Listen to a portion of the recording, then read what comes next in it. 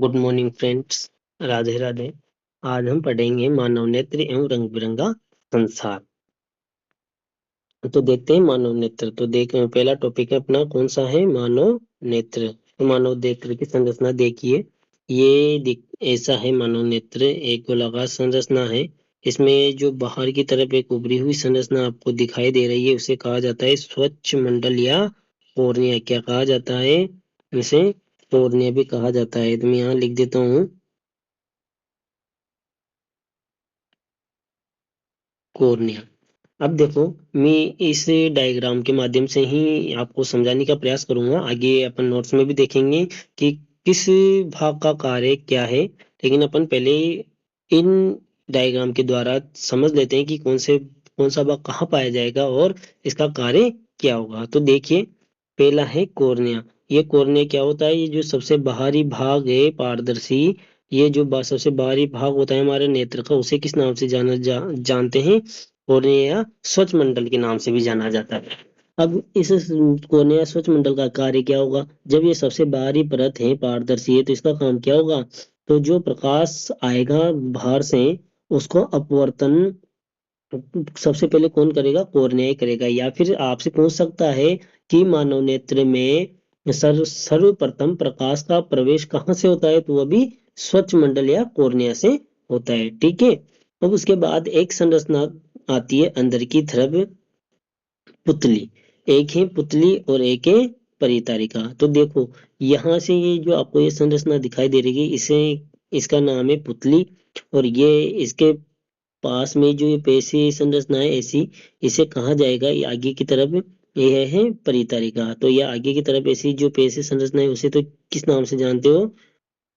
एक मिनट में आपको साफ दिखा देता हूँ। अब देखिए, ये तो है आगे वाली जो संरचना है, ये है पुतली परितारिका।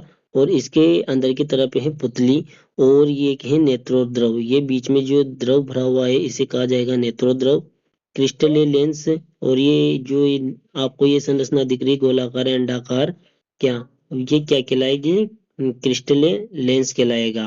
और इसके पास जो पक्षमावी पेशियां दिखाई दे रही है, जिससे लेंस से जो लेंस को कवर किए हुए है पीछे की तरफ से, ये देखो यहाँ पे, इन्हें कहा जाएगा, ये येलो येलो कलर की संरचना, इसे कहा जाएगा पक्षमावी पेशियाएं।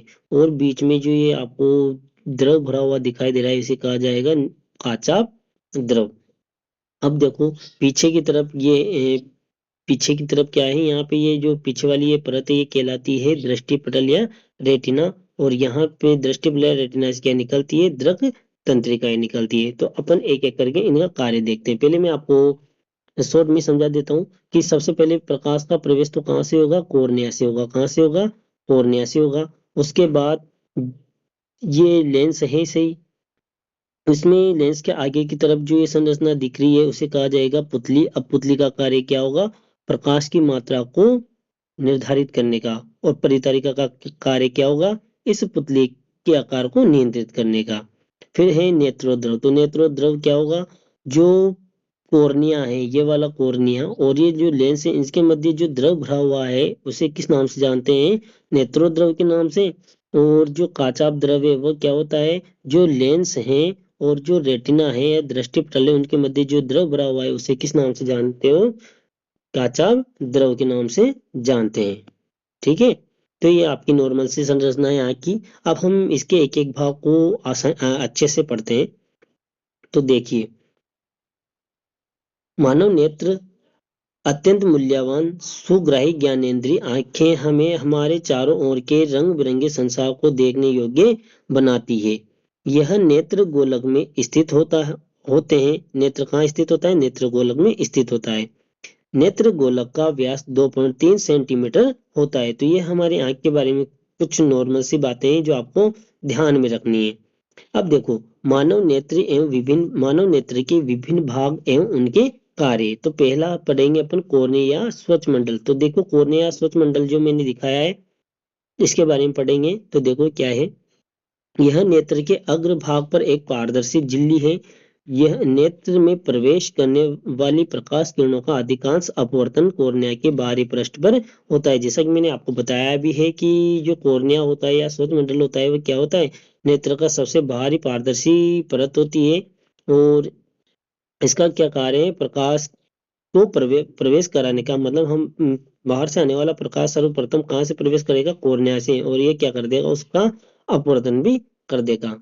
तो ये नॉर्मल सी बात आपको ध्यान में रखनी है। उसके बाद आता है लेंस। जो आपको ये लेंस दिख ही रहा है, ये है लेंस। अब लेंस का क्या कार्य है, देखो, यह एक उत्तल लेंस है। तो आपको ध्यान में रखना है कि मानव में जो लेंस पाया जाता है, वो कौन सा लेंस पाया जाता है, उत्तल लेंस, जो प्रकाश को रेटिना पर अभिसरित करता है। जो क्या करता है, जो प्रकाश आएगा उसको कहाँ अभिसरित करता है, यहाँ पे रेटिना पर फोकसित करने का काम कौन करता है, यह लेंस करता है,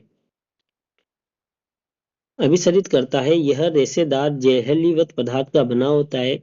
लेंस केवल विभिन्न दूरियों पर रखी वस्तुओं को रेटिना पर फोकसित करने के लिए आवश्यक फोकस दूरी में सूक्ष्म समायोजन करता है। तो लेंस का क्या कार्य है कि जो प्रकाश आएगा उसको फोकसित करने का कार्य किसका है, लेंस का। कहाँ फोकसित करने का, रेटिना पर। ठीक है। अगला है तीसरा भाग है परितारिका। अब परितारिका क्या होती है, देखो, अब परितारिका का कार्य मुख्य इंपोर्टेंट है। आपसे पूछ सकता है परितारिका और पुतली, इन दोनों में से बहुत सी बार क्वेश्चन पूछा जाता है और बहुत अच्छा क्वेश्चन पूछा जाता है। सिर्फ आपको इनके कार्य पता होने चाहिए। तो देखो, परितारिका, परितारिका का कार्य क्या है, कॉर्निया के पीछे एक गहरा पेशीय डायफ्राम होता है, जो पुतली के आकार को नियंत्रित करता है। किसके आकार को, पुतली के आकार को। देखो, यह रहा परितारिका, ये परितारिका रही। और इसका कार्य क्या है, ये कैसी संरचना है, एक पेशीय संरचना है जो किसका कार्य करती है, इस पुतली के आकार को नियंत्रित करने का कार्य करती है। ठीक है। उसके बाद पुतली, पुतली का कार्य क्या है, देखते हैं।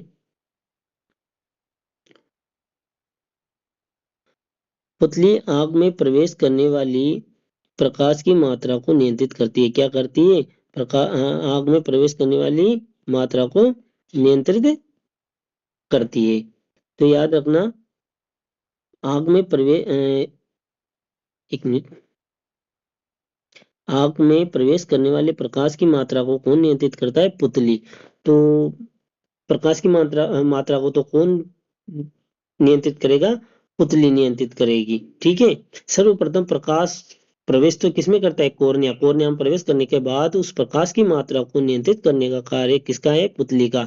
और पुतली को नियंत्रित करने का कार्य किसका है, परितारिका का। तो आपको अगर कंफ्यूजन हो जाए तो एक शब्द याद रखना है। जैसे अभी कुछ दिनों पहले क्या निकला है, दशहरा। क्या निकला है, दशहरा। और दशहरे में क्या जलाया जाता है, रावण का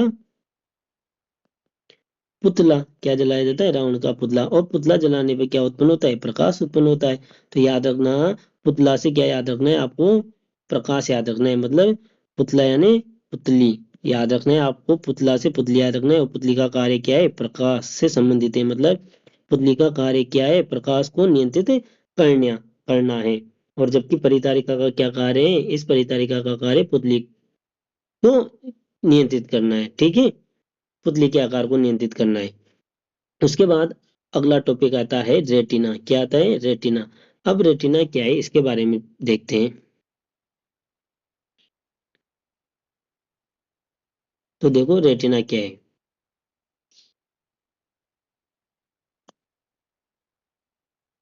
रेटिना यह एक कोमल सूक्ष्म जाली, क्या होती है, ये कोमल सूक्ष्म जाली है, जिसमें प्रकाश सुग्राही कोशिकाएं अधिक संख्या में पाई जाती है। क्या पाई जाती है, प्रकाश सुग्राही कोशिकाएं पाई जाती है।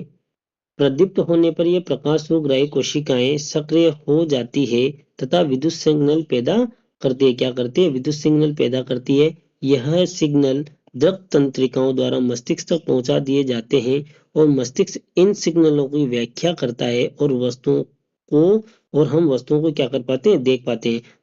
कुल मिला के आपको सीधा सा याद रखना है, यह रहा रेटिना। क्या है ये, रेटिना। रेटिना पे एक रेटिना क्या है, ये सबसे अंदर वाली परत वाली जो है आंख में पीछे, वो क्या कहलाती है, रेटिना। रेटिना पे क्या पाई जाती है, बहुत सारी प्रकाश सुग्राही कोशिकाएं पाई जाती है। प्रकाश सुग्राही कोशिकाएं पाई जाती है। ये प्रकाशग्राही कोशिकाएं क्या करती है, जैसे ही यहाँ पे प्रकाश प्रवेश करता है आंख में, तो आंख में प्रकाश प्रवेश करने पर ये प्रकाशग्राही कोशिकाएं क्या करती है, सक्रिय हो जाती है और क्या करती है, विद्युत सिग्नल उत्पन्न करती है। कौन से सिग्नल, विद्युत सिग्नल।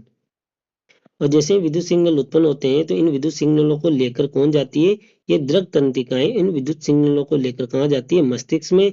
और मस्तिष्क क्या करता है, उन विद्युत सिग्नलों की व्याख्या करता है, क्या करता है, व्याख्या करता है और हमें वस्तुओं का ज्ञान करा देता है। ठीक है।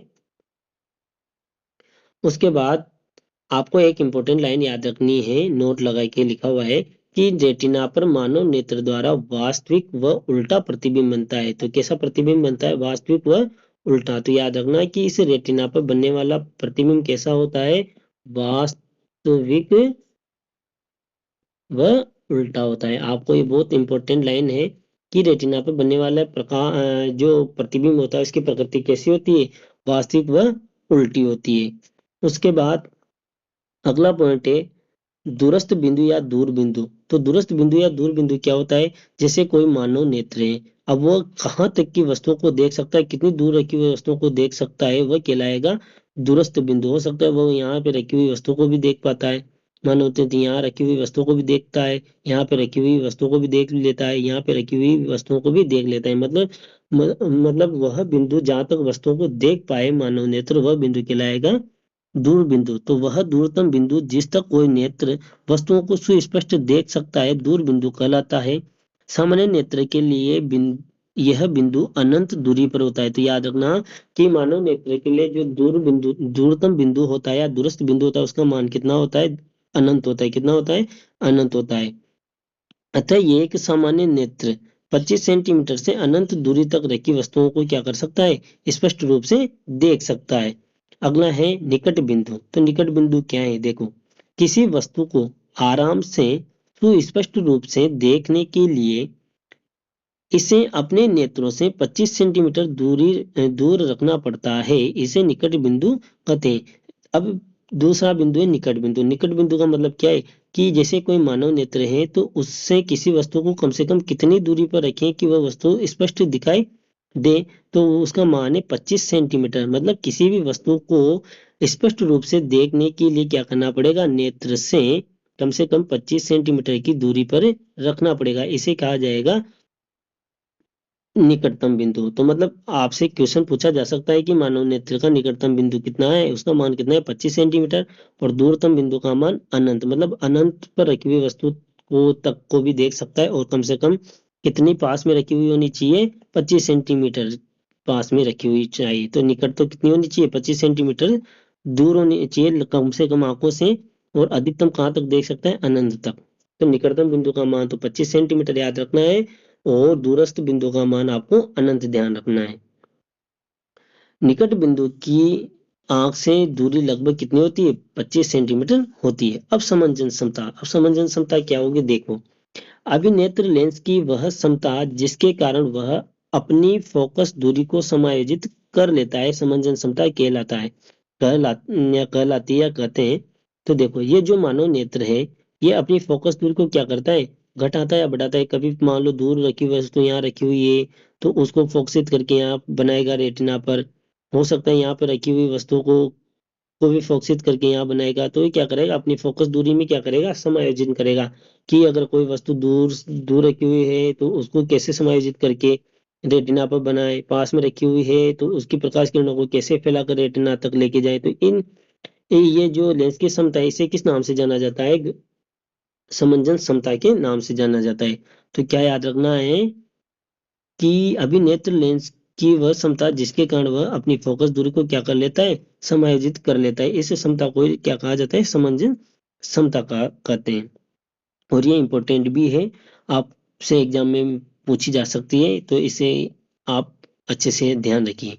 मोतियाबिंद। अब मोतियाबिंद क्या होता है, नेत्र के क्रिस्टलीय लेंस तथा क्रिस्टलीय लेंस का दूधिया या धुंधले होने की स्थिति ही क्या कहलाती है, मोतियाबिंद। तो बहुत सी बार क्या होता है, नेत्र का जो लेंस है उसके वो या तो धुंधला हो जाता है या फिर उस पर सफेद कलर की परत चढ़ जाती है, दूधिया कलर का हो जाता है। तो इसे किस नाम से जानते हैं, मोतियाबिंद के नाम से जानते हैं। मोतियाबिंद कि शल्य चिकित्सा के लिए कौन से लेंस का उपयोग किया जाता है? इंट्रा ओक्यूलर लेंस का प्रयोग किया जाता है। ठीक है, तो आज हम यहीं तक ही पढ़ेंगे। अगली क्लास में दृष्टि दोष और उनके निवारण से संबंधित कुछ इंपॉर्टेंट पॉइंट को देखेंगे। ओके।